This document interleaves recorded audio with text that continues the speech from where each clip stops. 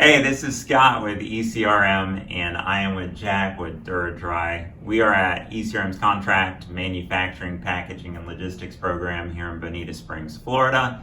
And Jack just got done hosting one of our thought interaction pods, and it looked like you had just a really big crowd of folks there at your pod, very interested in the topic, and that's how to grow the next billion-dollar direct-to-consumer brand. So first, I want to take a moment to thank you very much for doing that. We really appreciate that. Thank you for the opportunity, and you're right, we had a blast.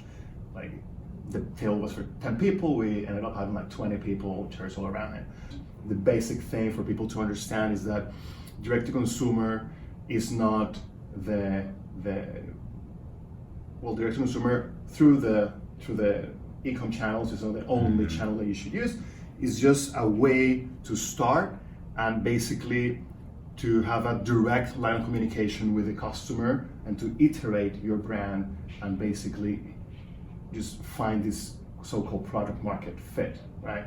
Yeah, it's a fascinating topic because all these folks have, you're just sitting there and you've got this aha moment for the great product, and you're like, okay, how do I monetize this idea that I've got, right? So do I want to put it on store shelves? Do I want to go the internet route? Do I want to utilize, Amazon and other platforms such as that? There's got to be, I guess, depending on the product, right? What's the best go-to market strategy and what role? Obviously, you talked about direct-to-consumer. So what's, let's talk about it like a checklist, right? What are things that a brand should be thinking about in terms of what steps that they should take? Okay. You for sure need to have a wow factor in your product or something really different. Maybe not a wow, but something really different, right? Why would I buy a polo shirt from you rather than just going to any store, just on Amazon, any brand? Like, they're coming commodities even, right? So you have to have something unique. Sometimes it's a product, sometimes it's a story of product. Maybe you're creating a lifestyle brand, right? But it has to have something, right? And why it has to have something? Not only to differentiate yourself, but you need that virality component to it, or that word of mouth component to it, because if you're only going to rely on ad spend and basically paying to acquire each customer, right, you won't ever grow or achieve that hockey stick growth, right? You need that word of mouth. So that's a very important thing. Then I think you have to think about how the math or the cost structure of a direct-to-consumer brand is very different than a brick and mortar, meaning that you do not have to pay this 40 to 50% of margin to the brick and mortar store. Well, you're not paying, but like basically calculated. Sure. But at the same time, you do have to pay to acquire that customer. So you have to factor in the customer acquisition cost, right? So you have to think that you might think that it's profit, the difference that you would have, right? Yeah, instead of you're responsible for the marketing of the product. Correct. As opposed to the retailer. Correct. You still may need to take part in their marketing programs that they have to Correct. Offer, if they have circulars, if they have anything that they're doing digitally, but to move the product off of shelf. But when you're direct to consumer, all that responsible falls onto you. Do you need to get like an influencer, or is it best to go testimonials, or what do those strategies look like? Yeah, sure. So influencers, there are many opinions about this. My very personal take is that when you're a small brand, these do not work, just like nobody knows you. When you're getting some scale where you can amplify your message with influencers, but at the beginning it's not worth your while, you're going to just waste your money, right?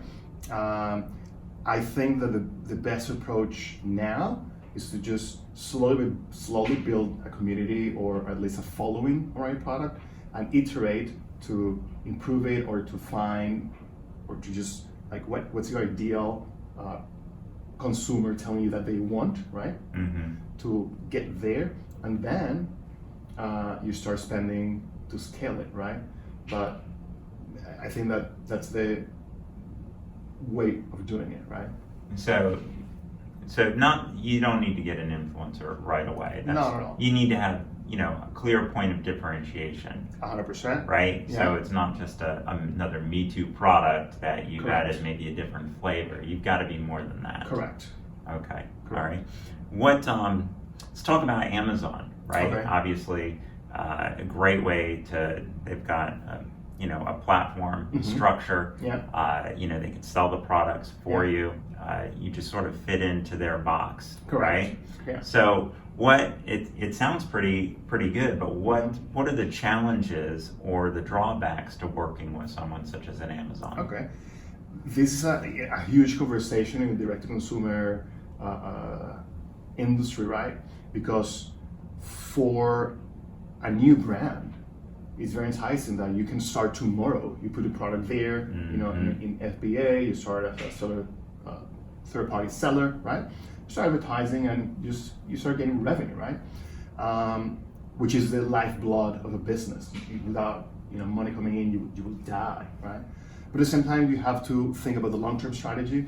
You do not own your customer when you sell via Amazon, meaning that you don't have a direct relationship.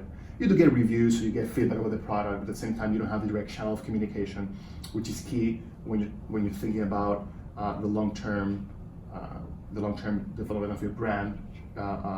You wanna think also about the LTV, the lifetime value of this customer, right? So if you have a direct line of communication, you can just send promotions, have them keep that communication channel, right, to increase the value that they have for you.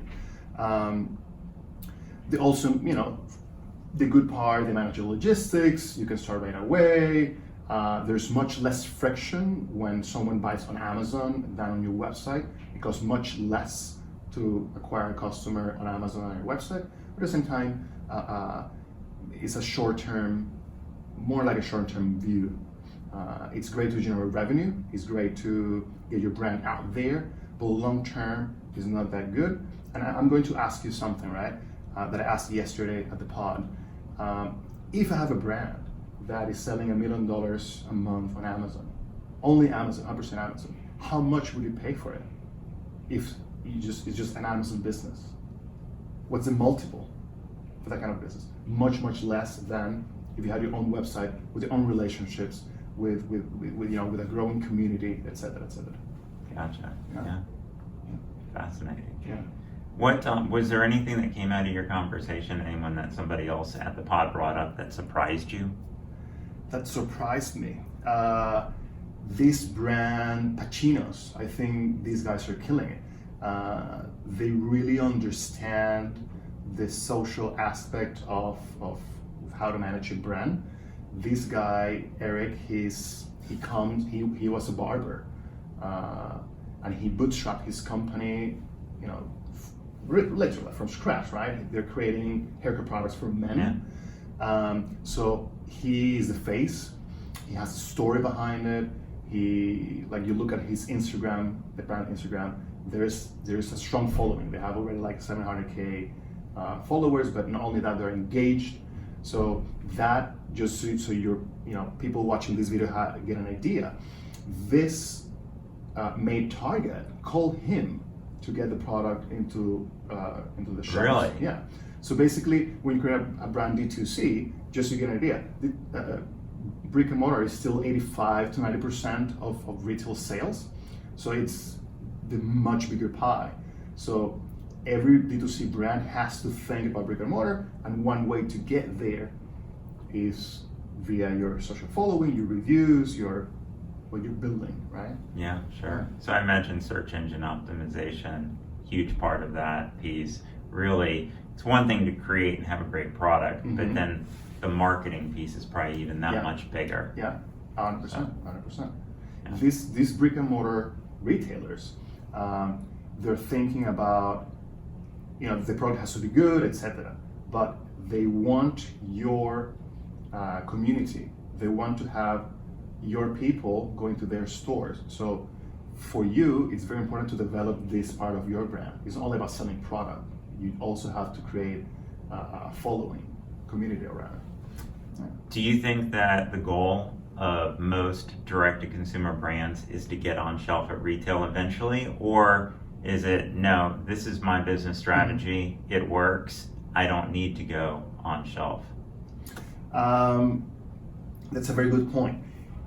I think both can work, but the natural progression is to go to brick and mortar again, because this is the biggest, slice of the pie. It's like 85 to 90% of sales, like still the market. So if you see like Harry's, was very successful in direct to consumer. They went to Target and they sold the company for a lot of money, 1.4 billion, and a big part of that is because of the revenue that was coming from Target. So I wouldn't say that you're capped 100% when you're only selling online, but for sure, the natural progression is to go to brick and mortar. Also, you get a lot of exposure. It's like almost like free exposure to some extent, right? Sure. Yeah. I can't think of anything else anything else that you wanted to cover?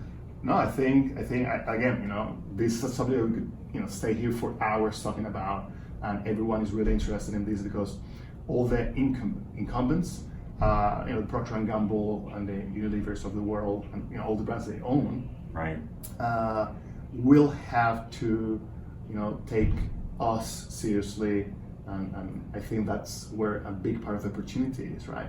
There's a disconnection between them and their consumer, and D2C brands are finding this connection, and then either we have an exit selling to them, or maybe there will be a D2C brand big enough to maybe eat them alive, right? Who knows? There you go. Yeah. All right. Thanks, man. I appreciate it. My pleasure.